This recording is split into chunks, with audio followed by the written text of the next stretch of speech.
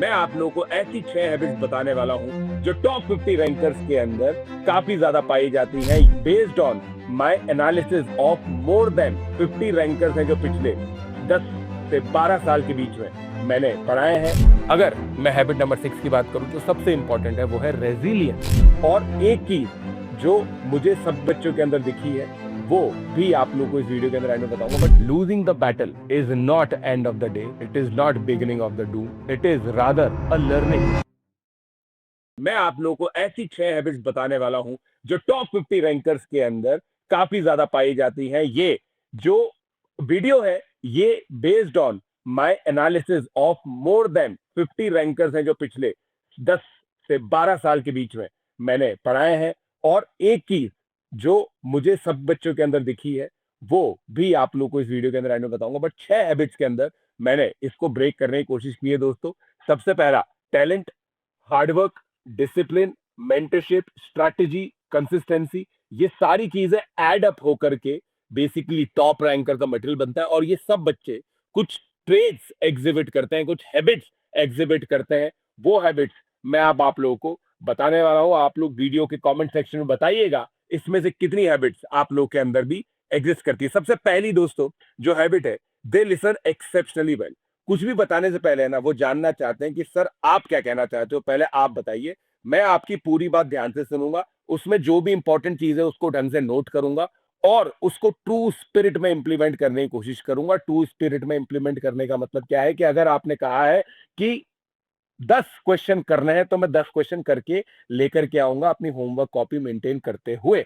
तो they have complete trust in mentors, they follow proven pathways without second गेसिंग। Over में नहीं आते कि भाई किसी और ने क्या कह दिया है मैं एक बार सुन तो लूं। भाई मैंने इस आदमी को मेंटर चूज किया है, इसी आदमी की जो बात है वो मैं फॉलो करता रहूंगा। They have absolutely zero confusion because they are very good listeners. They strictly avoid collecting hundreds of conflicting opinions because सुनते ही नहीं है किसी कोई और चीज, तो फिर कैसे मतलब conflicting opinion आएगा। Execution wise, they execute instructions first and analyze outcomes later.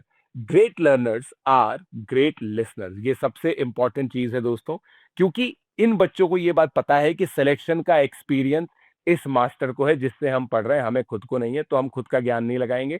ये जैसा कहेगा हम वैसा इंप्लीमेंट करने की कोशिश करेंगे। जो सेकंड हैबिट दोस्तों होती है, they respect each and every assignment. Each and every assignment मतलब अगर इनको एनसीईआरटी से होमवर्क मिलेगा तो ये करेंगे, इनको इरोडोव से मिलेगा तो भी ढंग से करेंगे, इनको बेसिक से बेसिक होमवर्क हो या एडवांस से एडवांस होमवर्क हो, ये सेम शिद्दत से उसको करने की कोशिश करते हैं। और एक जो प्रॉब्लम हायरार्की है कि भाई एनसीईआरटी क्वेश्चन होंगे, कुछ डेली होमवर्क प्रैक्टिस वाले क्वेश्चन होंगे, पीवाईक्यूज होंगे, जेई एडवांस की आर्काइव्स होगी, ओलंपियाड प्रॉब्लम्स होंगे आईएसआई वगैरह के। तो ये सब प्रॉब्लम्स, जो पांचों टाइप ऑफ प्रॉब्लम्स मैंने यहाँ पे लिस्ट किए हैं, ये सभी को शिद्दत से करते हैं। अगर मैंने बोला कि यार ये चीज करनी है, ये बहुत इंपॉर्टेंट है, तो उसको करते करते कुछ भी नहीं छोड़ते। And that I told you with the spirit, जो स्पिरिट मैंने बताई है। मतलब अगर मैंने कहा है कि एसएल लोनी के यार ये 20 क्वेश्चन करने कंपलसरी है तो वो 20 करेंगे। उसके बाद मैंने उनको बोला कि यार ये अगले जो 20 क्वेश्चन है ना, ये तुम चाहो तो करना, अगर टॉपिक में कंफर्ट नहीं आया है तो। बट अगर टॉपिक में कंफर्ट आ गया है तो फिर तुम्हें करने की जरूरत नहीं है। तो वो देखते हैं कि भाई टॉपिक में कंफर्ट आया नहीं आया, अगर आ गया तो नहीं करते, राइट। तो ये एक चीज हो गई। Common student trap, classifying task as this, ये तो बहुत इजी है, एनसीईआरटी कौन करेगा, मैं एनसीईआरटी करेगा क्या, मैं तो टॉपर है। ये चीज टॉपर नहीं कहता, असली टॉपर बिल्कुल भी नहीं कहता है। This is not important for JEE advance. ये सब चीजें वो मेंटर्स को डिसाइड करने के लिए कहते हैं। Top ranker mindset, every single task assigned by the mentor receive 100% focus and equal respect. तो यहां पे टेक अवे क्या है दोस्तों, professionalism begins with respecting every task. हर चीज को प्रोफेशनली ये करते हैं, किसी भी काम को निम्न कार्य नहीं मानते हैं, ठीक है। तीसरी habit, ruthless self awareness. During the course of their preparation they would always no about their strengths and weaknesses so that they can work upon their weaknesses while keeping their strength intact. बहुत important चीज है guys ये। Why am I weak right now? Where am I weak right now? Precise point. Quadratic equation में किस जगह पे week है, mechanics में किस जगह वीक है, एटॉमिक स्ट्रक्चर में किस जगह वीक है, रिएक्शन मैकेनिज्म में किस जगह वीक है, each and everything they would know about it. Right? इस महीने मैंने क्या इंप्रूव किया है, इस महीने में मुझे किस चीज पर वर्क करना है, ये सब चीजें इनको जो पॉइंटर्स हैं वो पता होता है। अगर किसी चीज पे वर्क कर लिया है तो और क्या चीजें हैं जिस पे अभी भी अटेंशन की रिक्वायरमेंट है, ये चीज ये बच्चे जानना चाहते होते हैं और हमेशा इनको पता होता है, because they keep a log of strength and weakness, error log book के थ्रू या फिर एबीसी टैगिंग के थ्रू, जो मैंने अलग अलग वीडियोस के थ्रू कवर की है, वो हर एक चीज जानते होते हैं, तभी वो यहां तक पहुंच पाते हैं कि उनको एग्जैक्टली पता होता है। और क्योंकि उनको ये सब चीजें पता होती है ना, इसी वजह से वो एक बहुत ही अमेजिंग रिवीजन सिस्टम बना पाते हैं। अब आप सोच करके देखो, ये एक मिथ है कि भाई रिवीजन कंप्लीट है, रिवीजन कभी भी कंप्लीट नहीं होता है। तो इन बच्चों का रिवीजन कैसे कंप्लीट होता है? इनके जो भी सी टैग टॉपिक्स है जिनको वीक वीक रखा है इन्होंने, तो अगर मान लीजिए किसी टेस्ट में क्वाड्रेटिक आने वाला है, तो ये अपने सी टैग टॉपिक्स को पहले रिवाइज करेंगे। सीक्वेंस एंड सीरीज भी आ रहा है उसी टेस्ट में, सीक्वेंस एंड सीरीज का सी टैग रिवाइज कर लिया। अब मैथमेटिक्स का जो कोटा है वो खत्म हो गया मान लो, कोई बात नहीं, सी टैग टॉपिक्स अच्छे से रिवाइज हो गए। सी टैग बार बार रिवाइज करोगे तो वो बी टैग में आ जाते हैं, बी टैग बार बार रिवाइज करोगे तो वो ए टैग में आ जाते हैं।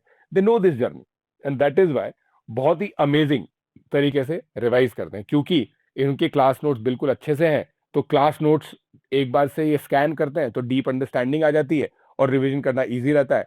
होमवर्क क्योंकि इन्होंने मेंटेन किया हुआ है, तो जो भी क्वेश्चन इनको नहीं आए थे उन क्वेश्चन को ये वापस से कर लेते हैं। पीवाई हमेशा इनको पता है कि पीवाई से सबसे इंपॉर्टेंट चीज है। पीवाईक्यू सबसे ज्यादा इंपॉर्टेंट क्यों है? क्योंकि भाई यही यहीं से तो पता चलेगा किस तरह के क्वेश्चन अथॉरिटीज पूछ रही है। तो ये चीज ये बहुत अच्छे से करते हैं। शॉर्ट नोट्स खासकर केमिस्ट्री के अंदर बहुत अच्छे से बनाते हैं। केमिस्ट्री के अंदर या फिर जहां पे भी ऐसी चीजें लगती है, जैसे डेफिनेट इंटीग्रेशन में बहुत सारे फॉर्म्स है, इनडेफिनेट इंटीग्रेशन में बहुत सारे फॉर्म्स है, ट्रिग्नोमेट्री में बहुत सारे फॉर्म्स है, तो उन सबको एक जगह लिख लिया और शॉर्ट नोट्स में मेंटेन कर लिया ताकि एक फास्ट रिविजन कर सके। और फाइनल रिट्रीवल के लिए इनके पास एक टाइम, मतलब इनके पास टाइम रिकॉल करने के लिए समय हो। ठीक है, जैसे केमिस्ट्री के अंदर personal concise reaction notes, organic mechanism, triggers and exceptional log updated weekly. Mathematics के अंदर मैं अगर बात करूं तो category wise short notes, conics के focus shortcut, definite integration properties, algebra trick files. Revision दोस्तों इन लोगों के लिए ना रीडिंग नोट्स की तरह नहीं है कि भाई केवल रीडिंग नोट्स कर लिया।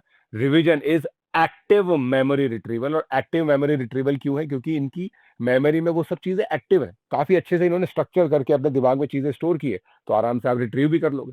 राइट? तो यहाँ पे जो कोर टेक अवे है वो ये है दोस्तों कि एक ग्रेट रिवीजन सिस्टम जो होता है वो लॉन्ग स्टडी आवर्स को बीट कर देता है आराम से। Right? A strong revision system beats long study hours, ये इन बच्चों को पता होती है ये बात। Coming to the habit number 5, personalise execution strategy इनकी होती है। ये किसी को भी देख करके नहीं करता क्या ये मेरा कंपटीशन नहीं, मेरा कंपटीशन मैं खुद हूं। मुझे अपने भूतकाल से अपनी परफॉर्मेंस बेटर करनी है और मेरा जो भविष्य है वो मेरे वर्तमान से बेटर होना चाहिए। ये बस इस चीज पे फोकस करते हैं, इसीलिए they are always engrossed in working on their strength and weaknesses rather than comparing themselves to other people. They do not care about other people. They know that their journeys are entirely different from other people. Right? तो वो केवल अपनी journey पर focus करते हैं। उनको exactly पता होता है कि भाई उनकी सॉल्विंग स्पीड क्या है, उनकी मेमोरी कैसी है, उनका डेली शेड्यूल कैसा है, और वो हर चीज की ओनरशिप लेते हैं।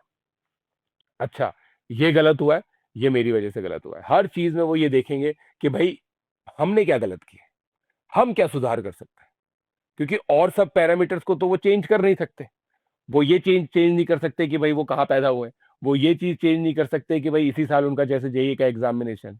तो एक्सटर्नल फैक्टर्स को वो चेंज नहीं कर सकते, तो वो केवल अंदर झांक करके देखते हैं कि हर एक चीज में क्या इंप्रूव कर सकते हैं। वो कभी भी इस तरह की बातें नहीं करेंगे कि यार मेरे टीचर ने टाइमली सिलेबस खत्म नहीं किया था, इसलिए इसलिए मेरी मैथमेटिक्स वीक है। वो हर चीज अपने ऊपर लेते हैं। They take ownership of each other, मतलब खुद की जो ओनरशिप है ना वो खुद के ऊपर लेते हैं। ठीक है? तो 5 different top rankers might have 5 different study habits, but all lead to AIR less than 100 by tailoring strategy. तो उनको पता होती है अपने खुद के बारे में, इस वजह से वो अच्छे से कर पाते हैं।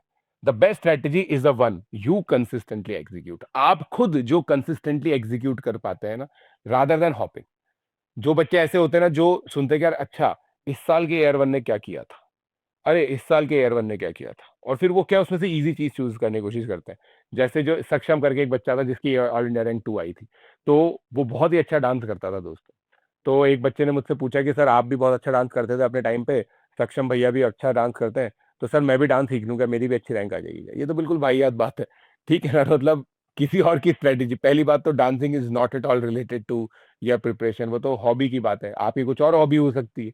अलग अलग हॉबी के बच्चे टॉप रैंक लेकर के आते हैं, बट मेन मुद्दे की बात यह है कि उसकी स्ट्रेटेजी आपके लिए वर्क नहीं करेगी, आपकी उसके लिए नहीं करेगी।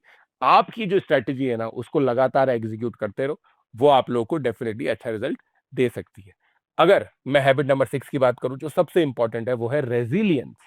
रेजिलियंस का मतलब ये होता है कि इन बच्चों के साथ, अगर जो इनकी प्रिपरेशन है ना 2-3 साल की, इन प्रिपरेशन के दौरान हर एक दिन ये जीत रहे नहीं होते। They know in the great war of JEE, over the period of 800-900 days that they will be in this war, there will be many battles which they will lose. But losing the battle is not end of the day. It is not beginning of the doom. It is rather a learning. Every battle lost is a learning. Every battle won is a celebration, is a boost to self confidence. They know this thing. And that is why they eventually win the great war of JEE to get the top rank. Ranker की resilience trajectory, भाई कभी नीचे आएंगे ना तो खट से ऊपर खड़े होते हैं, ताकि क्योंकि इनका फास्ट करेक्शन, इनका जो करेक्शन है ना वो काफी फास्ट होता है, इसी वजह से इनकी all India rank less than 100 आती है। जो ऑर्डिनरी लर्नर है ना, वो डिमोटिवेट होता जाता है, होता जाता है, होता जाता है, होता जाता है, वो कभी भी इस लूप को ब्रेक नहीं कर पाता है। वो हमेशा ढूंढता रहेगा कि यार एक्सटर्नल मोटिवेशन मिल जाए, पीजे सर का वीडियो देख लेते हैं, काले सर का वीडियो देख लेते हैं, धैर्य मैम का वीडियो देख लेते हैं। They will always be like that. But जो टॉप रैंकर होगा ना, वो हमेशा एक्ट करेगा। Everyone faces setback. Top rankers also fail tests, lose marks, and experience drops in confidence. The difference, rebound velocity. They recover within 24 hours. They don't stay disappointed. They convert test errors into revision targets immediately. And that is why they are able to perform exceptionally well. ठीक है। तो common thread जो चीज मैंने आप लोगों को बताई, एवरी टॉप 100 रैंकर की active listening, flawless execution, retrieval revision, self awareness, bounce resilience, task respect, ये 6 चीजें दोस्तों। इन सब चीजों को करने के लिए आपको जो कोर चीज चाहिए वो है discipline. Discipline is the most important trait. मैं 3 चीजें बताता हूं जनरली, डिसिप्लिन, ओबीडियंस, परसिवरेंस। ये 3 चीजें दोस्तों बहुत ज्यादा जरूरी होती है बच्चे के। और एक चीज ध्यान रखिए, talent may give you head start, habits decide where you will finish, habits decide where you will finish.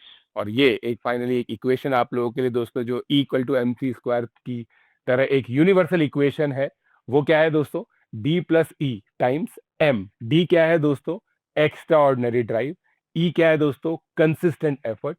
M multiply क्या हो रहा है इसमें? Right mentorship. जब ये सब चीजें होती है, then you get the desired result, and that desired result is top rank in IIT JEE। अगर आप लोग को ये चीज समझ में आती है, प्लीज कमेंट करके बताइए आपके पास कितनी हैबिट्स हैं। Let's crack it.